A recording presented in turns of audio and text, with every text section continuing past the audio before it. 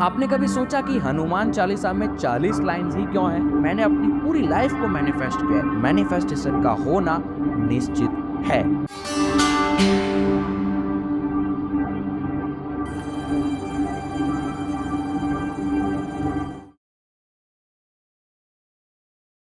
Manifestation बहुत बड़ा word है। आजकल हर कोई इसके बारे में बात करता है, हर किसी को मैनिफेस्ट करना है। लेकिन आज मैं आपको वो घिसी पीटी चीजें नहीं समझाऊंगा कि किसी पन्ने पे लिख दो जो आपको मैनिफेस्ट करना है और वो मैनिफेस्ट हो जाएगा, आईने के सामने जाकर बोलो और वो मैनिफेस्ट हो जाएगा।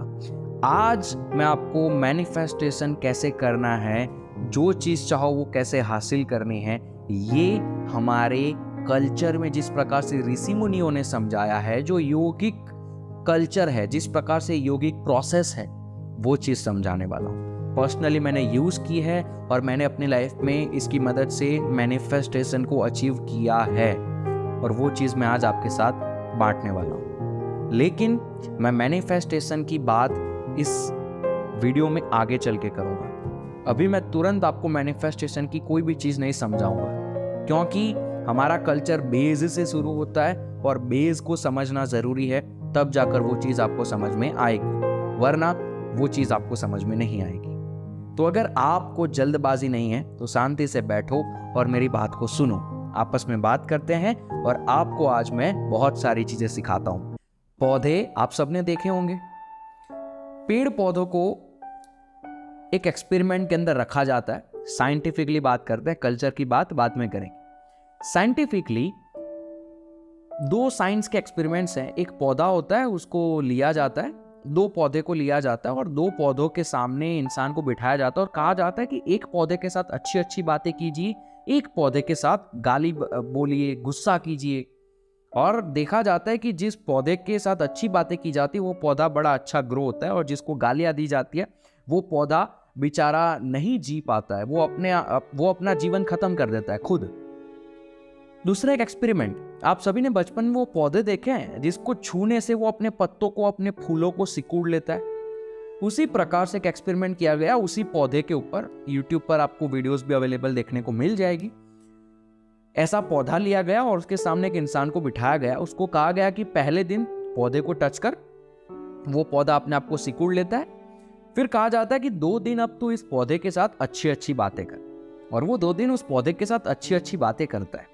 और देखा जाता है कि तीसरे दिन वो पौधा अपने आप को सिकुड़ता नहीं है जब वो टच करता है। साइंस कहता है कि पौधे के पास मेमोरी होती है, पेड़ों के पास मेमोरी होती है। जैसे हम इंसान लिविंग थिंग है, वैसे पेड़ पौधे भी जिंदा चीज है और उनके पास भी एक मेमोरी होती है।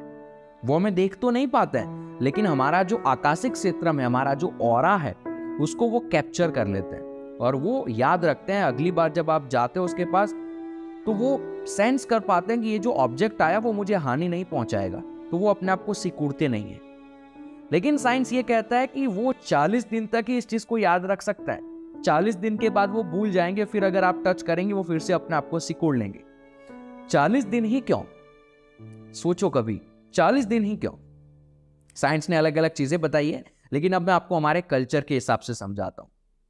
हमारे कल्चर में मंडला नाम की एक चीज है जो 40 दिन का होता है, और महामंडला होता है 13 साल का। और ये मंडला सीधा सीधा हमारे न्यूरोलॉजिकल पैटर्न पे असर करता है, हमारे हो जाए, पेड़ पौधे के हो जाए। इसी वजह से पेड़ पौधे जो है वो 40 दिन के बाद मेमोरी भूल जाते हैं। आपने कभी सोचा कि हनुमान चालीसा में 40 लाइन्स ही क्यों है? 42 लाइन्स क्यों नहीं? 50 लाइन्स क्यों नहीं? 40 लाइन्स ही क्यों? हनुमान चालीसा की एक इंटरेस्टिंग चीज समझाता हूं। हनुमान चालीसा का पाठ हम आए दिन करते रहते हैं, लेकिन तांत्रिक वे में जब हनुमान चालीसा को यूज किया जाता है ना, बड़ा खतरनाक है। पहले तो स्मरण किया जाता है कि मुझे ये पर्पस के लिए हनुमान चालीसा की ये दीक्षा जो है उसमें आना है। फिर गुरु दीक्षा देते हैं, दीक्षा के अंदर कुछ मंत्र होते हैं, ब्रह्मचर्य को फॉलो करना होता है, और हनुमान चालीसा की 40 लाइन्स को 40 दिन तक गाया जाता है और वो पर्पस फुलफिल हो जाता है। लेकिन ये ब्रह्मचर्य का पाथ और ये 40 दिन जो है ना, उसको रियलिटी में करना पड़ता है, टाइप्ड वे में करना पड़ता है। थोड़ी सी गलती हो गई, ये आपको नेगेटिवली इंपैक्ट कर सकता है। और 40 दिन इस वजह से क्योंकि 40 दिन का मंडला होता है, और वो 40 दिन में अगर आप किसी भी चीज को स्मरण में रख के ये हनुमान चालीसा का पाठ करते हो, वो चीज आपकी न्यूरोलॉजिकल पैटर्न में समा जाती है और वो चीज आप अचीव कर पाते हो। That's manifestation. लेकिन मैं आपको एडवाइस नहीं करूंगा कि आप ये करो, क्योंकि ये खतरनाक भी हो सकता है। कुछ लोगों को विश्वास नहीं होगा, but that is our culture, ये हमारा तंत्र है। तो इस वजह से हनुमान चालीसा में 40 लाइन्स होती है। हनुमान चालीसा की कहानी आप सब जानते होंगे, सच है या नहीं है वो मुझे भी नहीं पता, क्योंकि मैं तब था नहीं और रियलिटी में इसका वर्णन कहीं नहीं है। लेकिन ये बताया जाता है कि हनुमान चालीसा को तुलसीदास जी ने अकबर की जेल में बैठकर लिखा था। जब तुलसीदास जी को जेल में डाल दिया तो उनको हनुमान जी की जरूरत थी, तो उनको हनुमान जी को बुलाने के लिए उन्होंने हनुमान चालीसा को लिखना स्टार्ट किया। और 40 लाइन 40 दिन को जब खत्म हुई ना, हनुमान जी वहां पर आ गए। मतलब बंदरों की टोली आई और वहां पर सब उधर उधर करने लगी और तुलसीदास जी को अकबर ने छोड़ दिया, क्योंकि वो समझ गया कि ये भगवान श्री राम के भक्त हैं, हनुमान जी के भक्त हैं और ये हनुमान जी का काम है। ऐसी कहानी बताई जाती है। लेकिन जो भी कहानी बताई जाती है, जिसने भी बताई अच्छे तरीके से बताई है, क्योंकि यही मैनिफेस्टेशन है।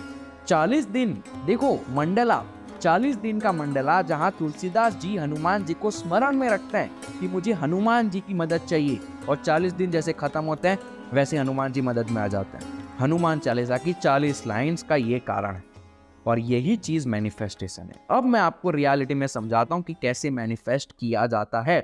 जितनी भी चीजें मैंने आपको बताई वो दिमाग में आपकी बैठ गई होगी तो आप ये समझ पाएंगे। तो मैनिफेस्ट करने के लिए किसी भी चीज को आपको पहले आपके अंदर डीपली सेटल करना होगा। हम लोग सिर्फ दिमाग में ये सोचते हैं कि हमें ये चाहिए, वो हो जाएगा। मैं याद दिमाग में सोचता रहता हूँ। लोग कहते हैं मैनिफेस्टेशन होता है तो मैं मैनिफेस्ट करूंगा, चलो दिमाग में सोचता रहूंगा वो हो जाएगा। लेकिन ऐसे नहीं होता है। आपकी लाइफ के जितने भी डायमेंशंस हैं उस सब को उसी पर्टिकुलर चीज के पीछे आपको लगाना होगा।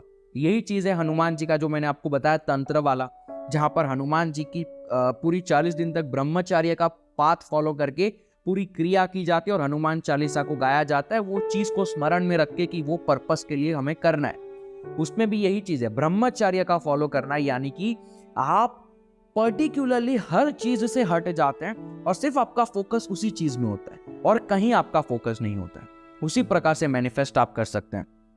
आपके सारे डायमेंशंस उसके अंदर लगा दो। ऐसा नहीं करना है बीच बीच में आपने कहीं और आपका दिमाग चला गया, कुछ और दिख गया, या फिर डीपली, ठीक है, लोग ये कहेंगे आपको। अगर आपका भी मैनिफेस्ट करने का भी है और अगर मैं आपको ये सवाल पूछूं कि आपको क्या मैनिफेस्ट करना है, आप कहेंगे कि मुझे ये मैनिफेस्ट करना है। और मैं अगर आपको ये पूछूंगा कि क्या आप ये चीज अपने दिमाग में हर टाइम रख पाते हो कि मुझे ये करना है, मुझे ये करना है, आप उसके लिए काम करते रहते हो, तो आप कहोगे कि हाँ मैं करता हूं। लेकिन डीपली आप अपने आप से सवाल पूछना, मेडिटेट करके सवाल पूछना, आपके डीपली वो चीज अंदर है या नहीं है।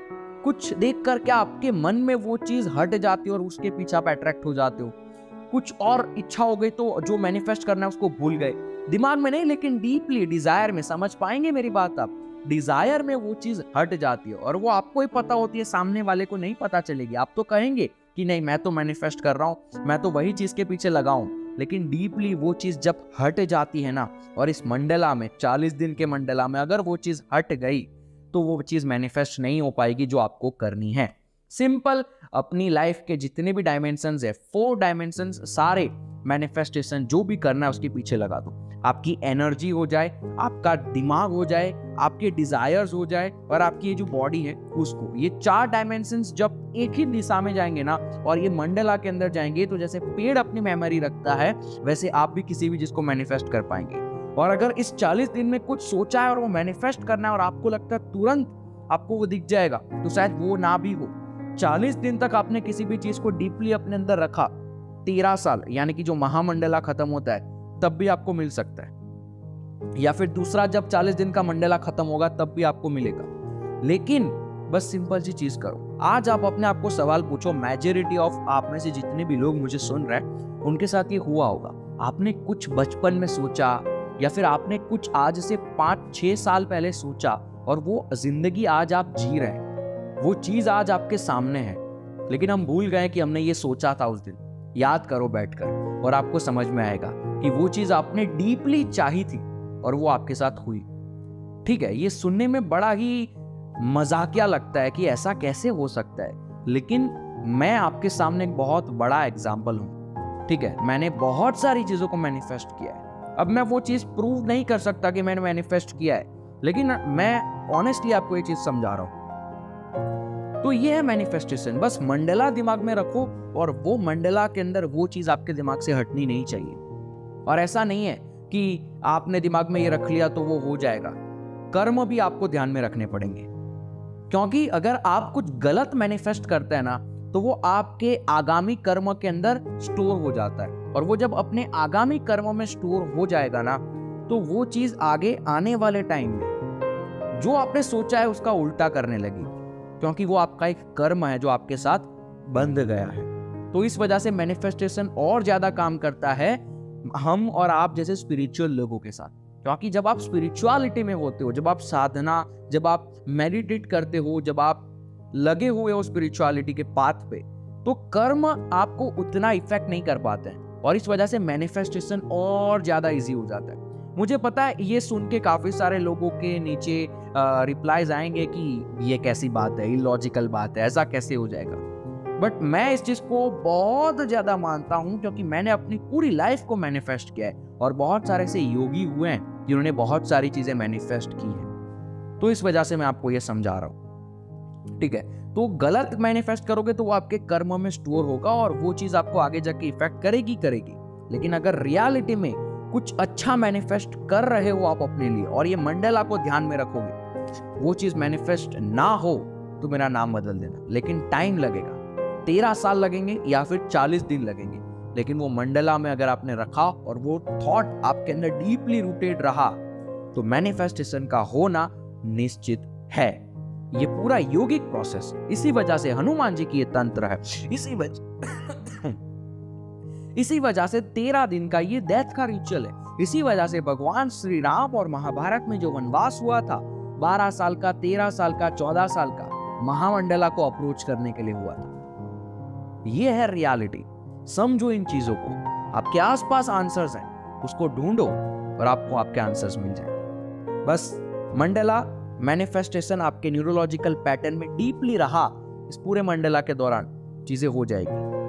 अगर आपने कोई धागा बांधा है ना हाथ में, तो ये धागा भी 40 दिन के बाद उतार दो, क्योंकि ये जो धागा है ना उसके अंदर जो एनर्जी थी वो 40 दिन के बाद हट जाती है, क्योंकि ये भी प्लांट से बना है।